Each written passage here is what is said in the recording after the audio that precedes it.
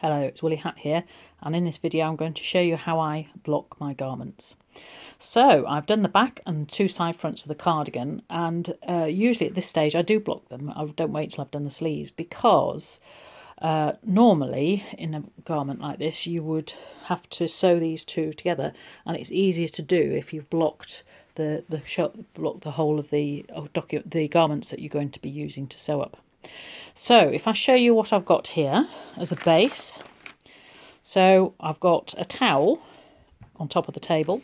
You could put it on top of a floor or a bed, but what it needs to be is a fairly robust towel so that it's not going to crinkle and shape when you put pins in. And then I put on this piece of cotton gingham, not because it's pretty, although it is, but so that when I'm pinning out I can use the lines to make sure I'm getting straight lines. That is, of course, if your garment has straight lines. It doesn't help with bends, but it does give you help to place things. So what I did was, first of all, I did the back there, and you can see it's slightly wet in places. What I did is slightly dampened it under the tap and scrunched it up. That helps you place it out. Now, cotton isn't as elastic or doesn't have as much memory as wool. So what I mean by that is if you place a garment in any position that's made of cotton, it will stay there, whereas with wool it will ping back into the shape that you knitted it.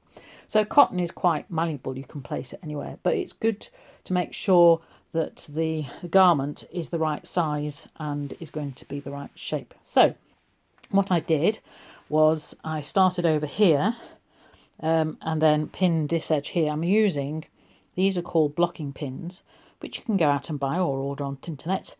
If you haven't got these, you can use glass head pins.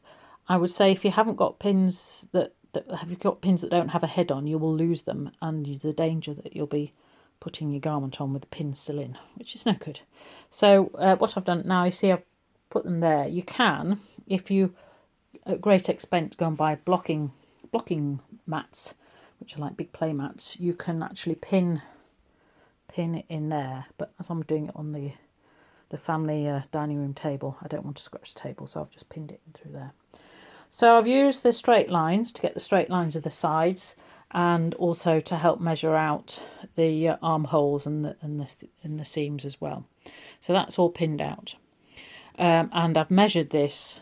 As I said before, that was the 54.5 centimetres, and then it's 52 centimetres down the bottom. I haven't done the rib because you don't necessarily need to do the rib. It's going to be moving around anyway, so I'll leave that. And then I've got the right side, and I've done the same.